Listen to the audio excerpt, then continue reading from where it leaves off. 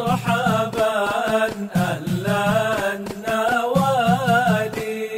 السلام عليكم ورحمة الله وبركاته. قال المصنف رحمه الله ورضي الله تعالى عنه وارضاه ونفعنا به وبعلومه وأمدنا بأسراره وأعادنا من بركاته في الدارين. رضي الله عنكم. الأوقات التي تحرم فيها الصلاة، وبعضهم يعبر بالأوقات التي تكره فيها الصلاة، أي تكره كراهة التحريم. الأوقات التي تحرم فيها الصلاة 5: 3 متعلقة بالزمان، و2 متعلقان بالفعل. Alhamdulillah, puji syukur kehadirat Allah, salawat salam tercurahkan kepada junjungan mulia Nabi tercinta Sayyiduna wa Maulana Muhammad sallallahu alaihi wa alihi wasallam beserta seluruh keluarga beliau, sahabatnya dan umatnya. Yang saya muliakan seluruh para imam Masjid Al-Amin, Habib Fauzi Assegaf, dan pengurus, muadzin Ustaz Luqman, pemanfai, dan seluruh hadirin hadirat yang insyaallah dirahmati Allah Subhanahu wa taala. Tradisi para ulama biasanya ketika memulai membacakan kitab, khususnya kitab hadis, itu ada doa. Biasa digunakan radhiyallahu ankum, ada juga radhiyallahu anhu. Itu doa. Jadi kalau memulai membaca kitab, kemudian kami menyatakan radhiyallahu ankum, itu sedang mendoakan hadirin, semoga Allah meridhai kalian. Nanti dibalas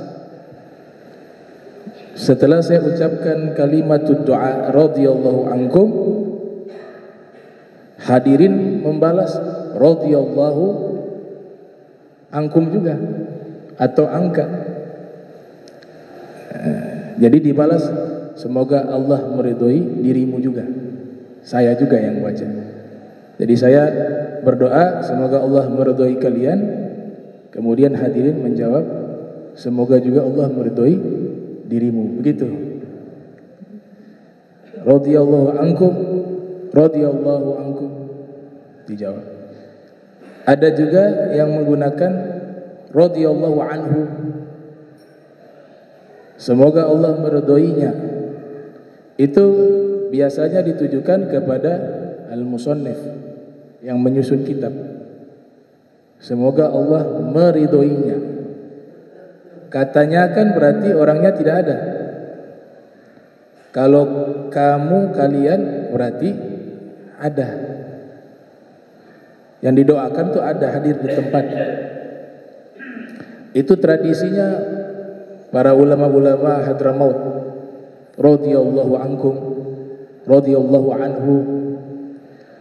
Kalau tradisi ulama-ulama Maroko di Maghrib sana, di Maroko dan di sekitarnya. Jadi Maghrib itu bukan hanya Maroko, tapi ada negara-negara di sekitar Maroko juga. Ya, Singkit kotanya itu juga masuk Maghrib. Mereka banyak dari kalangan al-muhaddithun, ulama-ulama ahli hadis. Tradisi mereka ketika membaca kitab tidak menggunakan radhiyallahu ankum, tidak menggunakan radhiyallahu anhu, tapi ahsanallahu ilaikum. Ahsanallahu ilaikum, semoga Allah membalas kebaikan kepada kalian. Itu tradisi ulama-ulama Maghrib. Kalau yang di Makkah juga berbeda. Barakallahu fik, barakallahu fikum. Itu tradisi ulama-ulama yang ada di kota Makkah. Nah itu kalau memulai membaca kitab seperti itu, ya, didoakan yang hadir maupun yang membaca dan yang menyusun kitab. Tuh. Kita review kembali bahwa kitab yang dibaca adalah kitab fikih. Kitab berjudul At-Taqriratu As-Sadidah fil Masaili Al-Mufidah. Di sini disebutkan mustafadun min kutubi ulama'ina asy-Syafi'iyah wa min durusil 'allamah al-faqih al-muhaqqiq Al-Habib Zain ibn Ibrahim bin Zain bin Sumaid. Jadi yang kita baca di Alamin sudah berapa tahun ini? Judulnya At-Taqriratu As-Sadidah fil Masailil Mufidah. Kalau diterjemahkan At-Taqriratu itu artinya laporan-laporan, As-Sadidah yang relevan, fil Masaili tentang masalah-masalah, Al-Mufidati yang memberikan manfaat. Ini ditulis oleh Al-Habib Hasan bin Ahmad Al-Kaf yang beliau ambil dari kitab-kitab ulama Syafi'iyah. Ulama-ulama Syafi'iyah. Jadi ini fikih mazhab Syafi'i. Kalau disebut Asy-Syafi'iyah, yang dituju, yang dimaksud adalah ulama-ulama mazhab Syafi'i. Tapi kalau saya sebut Asy-Syafi'i menggunakan ya nisbah, itu yang dituju adalah mazhabnya. Makanya kalau kita sebut mazhab, al-mazhabu asy-Syafi'i, jangan kita sebut al-mazhabu asy-Syafi'iyah. Itu aturannya seperti itu, al-mazhabu asy-Syafi'i, jangan disebut al-mazhabu asy-Syafi'iyah. Dan ini diambil juga dari durus, dari pelajaran-pelajaran yang diajarkan oleh Al-Habib Zain bin Sumaid. Ini yang menyusun termasuk murid dari Al-Habib Zain bin Ibrahim bin Sumaid. Sampai ke fasal tentang waktu-waktu yang haram untuk dilakukan sholat. Waktu-waktu yang haram untuk dilakukan sholat. Nah, ilmu-ilmu semacam ini, ulama menjelaskan bahwa ilmu itu ada beberapa hukum. Ada ilmu yang hukumnya wajib dipelajari, ada ilmu yang hukumnya sunnah dipelajari, ada ilmu yang hukumnya haram dipelajari. Ilmu yang haram dipelajari diantaranya ilmu sihir. Sihir itu satu bidang ilmu. Yu'allimuna an-nasa sihra. Di dalam Al-Quran mereka di situ kembali ke syayatin. Setan-setan itu yang mengajarkan manusia ilmu sihir. Makanya setelahnya itu fayata'allamuna, dalam tafsir ya, mereka belajar kepada setan ilmu sihir. Nah, berarti sihir itu adalah satu bidang ilmu, dan ilmu yang semacam ini hukumnya haram. Ada ilmu yang sunnah, ilmu-ilmu yang bisa mendatangkan maslahat, baik secara pribadi juga kepada orang lain. Ilmu-ilmu tajribah, matematika, itu anjuran. Ilmu biologi yang memberikan manfaat bagi manusia, ilmu geologi, ilmu kedokteran fardu kifayah. Di satu daerah tidak ada dokter, dianggap berdosa, harus ada satu orang dokter yang mengobati. Itu dalam syarah ta'alim muta'allim. Dan ada ilmu yang hukumnya wajib. Wajib dibagi dua. Ada wajib ain, ada fardu kifayah juga. Yang wajib ain disebutkan di salah satu kitab berjudul Kifayatul Atqiya wa Minhajul Asfiya, karya Said Abu Bakar Syato. Beliau mensyarahi kitab Hidayatul Azkiya ila Tariqil Auliya. Nah, ini orang yang berbeda ya, pengarang kitab Hidayatul Azkiya itu bernama Syekh Zainuddin bin Ali Al-Malibari di India. Ini bukan penyusun kitab Fathul Mu'in, bukan. Walaupun sama namanya ya. Syekh Zainuddin Malibari juga namanya.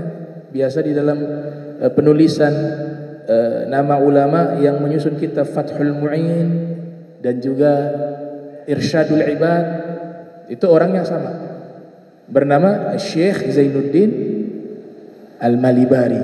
Tapi kalau yang nazom tasawuf tadi Hidayatul Azkiya itu namanya Syekh Zainuddin bin Ali Al-Malibari. Sedangkan yang menyusun kitab Irsyadul Ibad dan juga Fathul Mu'in bernama Syekh Zainuddin bin Abdul Aziz Al-Malibari. Jadi namanya mirip. Dan memang dikatakan masih cucu atau cicit dari jalur yang lebih tua, itu yang kakek buyutnya itu yang menyusun kitab Hidayatul Azkiya ila Tariqil Auliya. Yang satu ngarangnya tasawuf, kakek buyutnya ngarangnya kitab tasawuf, cucunya ngarang kitab fikih juga tasawuf juga, Irsyadul Ibad. Nah, beliau ini yang berguru nanti kepada Al-Imam Ibnu Hajar Al-Haytami yang lahir tahun 909 wafat 974 Hijriah, dimakamkan di Ma'lah. Ibnu Hajar Haytami dimakamkan di Ma'lah di kota Makkah ya, ulama besar mazhab Syafi'i. Nah, kitab ini nanti dijelaskan oleh Said Abu Bakar Syato yang menulis kitab I'anatul Talibin, kitab fikih Syafi'i juga, I'anatul Talibin. Dan ini kitab unik menjelaskan tasawuf, tapi juga ada i'rab, analisis kata secara keilmuan, ilmu nahu. Sebelumnya ada ulama bernama Ibnu Nazim mensyarahi juga kitab tersebut berjudul Maslakul Atqiya wa Manhajul Asfiya. Dan yang paling akhir, ulama mutakhir, ulama Indonesia, Syekh Nawawi Al-Bantani juga memberikan komentar terhadap kitab Hidayatul Azkiya ila Tariqil Auliya berjudul Salalimul Fudala. Salalimul Fudala. Dalam kitab tersebut sekalipun alirannya tasawuf, tapi dengan tegas di situ dinyatakan bahwa haqiqah bila syariah batilah. Ilmu hakikat tanpa syariat hukumnya batil. Hukumnya batil.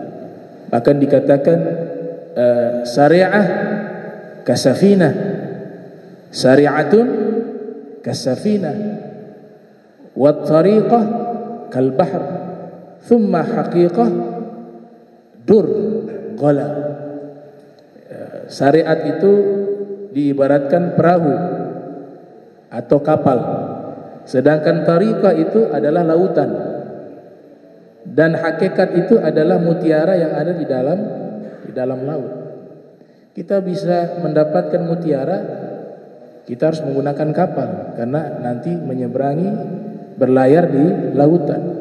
Dan adanya kapal harus adanya laut, karena kalau tidak ada lautan dia tidak bisa berlayar. Lautan itu tariqah, dan hasil daripada itu menyelami di dasar lautan dia dapati mutiara. Itulah hakikah, kata beliau. di dalam kitab Kifayatul Atqiya. Disebutkan ilmu yang wajib di dalam kitab Kifayatul Atqiya, yaitu al-ilmu alladhi yusahhihu al-ibadah wal ilmu alladhi yusahhihu al-aqidah wal ilmu alladhi yuslihu al-qalba. Ilmu yang wajib yang pertama, ilmu yang memperbaiki ibadah kita. Ibadah kita mulai dari solat, sebelum solat bab taharah, bab solat, setelah itu bab zakat, bab puasa, bab haji, umroh dan haji, dan fikih muamalah, fikih munakahah, fikih jinayah dan seterusnya. Nah, ini yang wajib, fardu ain. Disebut oleh ulama-ulama usul fikih al-ilmu bil ahkami asy-syar'iyyati al-amaliyati al-muktasab min adillatiha at-tafsiliyah. Ilmu fikih adalah satu bidang ilmu tentang hukum-hukum syariat yang diamalkan, diambil dari dalil-dalilnya yang terperinci. Itu disebut ilmu fikih. Ilmu ini wajib. Kalau tadi fardu kifayah, ilmu hadis, ulumul Quran, sekelompok orang sudah memperdalam ilmu itu, gugur kewajiban bagi kaum muslimin lainnya. Itu khusus para ulama yang mendalami ilmu tersebut. Tapi kalau yang ini masing-masing kita wajib. Mulai dari toharo sampai kewajiban kita, yaitu ibadah haji maupun umroh, itu wajib masing-masing pribadi, fardu ain. Itu yang dimaksud dalam hadis Rasul riwayat Ibnu Majah yang lahir tahun 209 wafat 273 Hijriah, talabul ilmi faridatun ala kulli muslim, menuntut ilmu hukumnya wajib bagi setiap muslim. Itu yang dimaksud ilmu yang fardu ain. Atau di dalam Sahih Al-Bukhari, al-ilmu qabla al-qawli wal amali, ilmu sebelum berucap dan beramal. Ini fardu ain.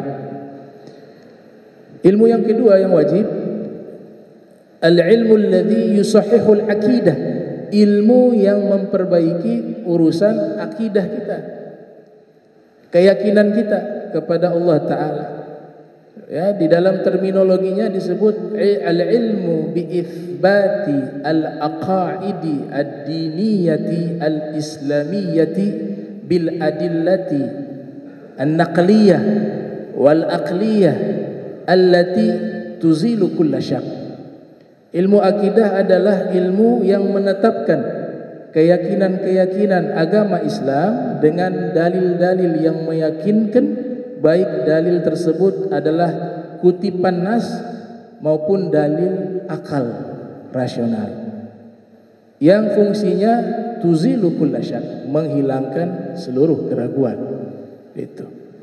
Itu hukumnya juga wajib, tapi tidak dianjurkan at-tabahur fi hadzal ilm, memperdalam sedetail mungkin ilmu ini. Itu justru dilarang oleh ulama. Cukup saja yang sudah disusun.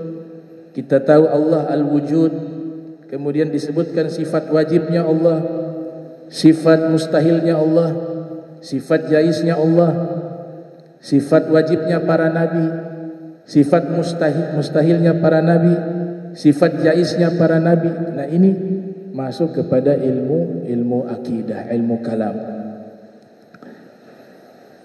Ilmu yang wajib yang ketiga disebut al-ilmu alladhi yuslihul qalb, ilmu yang memperbaiki hati. Ya, disebut ilmu akhlak, ilmu tasawuf akhlaki. Di dalam kitab Tabaqatul Auliya yang ditulis oleh Al-Imam Ibnu Mulaqqin yang lahir tahun 723 Hijriah, wafat 804 Hijriah, di situ disebutkan ya terminologi ilmu tasawuf akhlak ini atau ilmu tasawuf secara umum itu keterangannya sangat banyak. As-Suhrawardi mengatakan ada 1000 definisi. Di antara definisi tentang ilmu tasawuf itu disebutkan di dalam kitab Tabaqatul Auliya, yaitu ad-dukhul fi kulli khuluqin sani wal khuruj min kulli khuluqin dani. Yang disebut dengan ilmu tasawuf adalah masuknya ke dalam diri kita akhlak terpuji dan keluarnya akhlak buruk dari dalam hati kita. Itu disebut tasawuf. Kayaknya disebut oleh Syekh Abu Bakar Al-Kattani, ya, Syekh Abu Bakar Al-Kattani, dinukilkan oleh Al-Imam Ibnul Qayyim Al-Jauziyah yang lahir 691 Hijriah, wafat 751 Hijriah, di dalam kitabnya Madarijus Salikin. Ini kitab Madarijus Salikin. Kitab ini hampir 1000 halaman. Hampir 1000 halaman. Dia 800 atau 900 halaman. Kitab ini hanya menjelaskan apa? Satu ayat saja dalam Al-Quran di surat Fatihah. Iyyaka na'budu wa iyyaka nasta'in. Ayat itu saja diterangkan hampir 1000 halaman. Jadi satu kitab namanya berjudul Madarijus Salikin, yang sebelumnya sudah diterangkan juga oleh Imam Al-Harawi, ya, Manazilus Sairin nama kitabnya. Nah, itu luar biasa ayat tersebut, pendalamannya itu, maknanya itu sangat dalam. Al-Imam Ibnul Qayyim mengatakan, Syekh Abu Bakar Al-Kattani atau Al-Kuttani, beliau mengatakan at-tasawuf khuluq. Tasawuf itu akhlak. Jadi kalau ada orang berbicara tasawuf, berbicara tentang ilmu tasawuf tapi tidak berakhlak, maka tidak bertasawuf, kata beliau. At-tasawuf khuluqun, faman zada 'alaika fil khuluq zada 'alaika fit tasawuf, kata beliau. Tasawuf itu intinya adalah perangai yang baik, akhlak yang baik. Siapa yang bertambah di hadapanmu akhlaknya, maka bertambah di hadapanmu tasawufnya. Makin tinggi akhlaknya, makin tinggi tasawufnya, begitu. Dan ini ilmu yang wajib karena berkaitan dengan pembersihan hati dari penyakit-penyakit hati, mulai dari al-kibir, kesombongan, wal-ujub, wal-hasad, wal-hikid, ar-riya, was-sum'ah, dan lain sebagainya. Ini ilmu ini tujuannya membersihkan penyakit-penyakit hati. Nah, 3 ilmu ini digabungkan baru disebut namanya al-ilmu syar'i.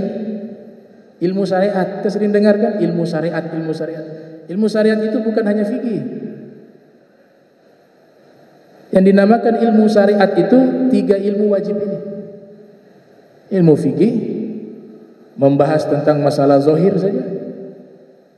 Hukumnya hanya berputar halal, haram, makruh, mubah, wajib, sunnah. Itu hanya fisik.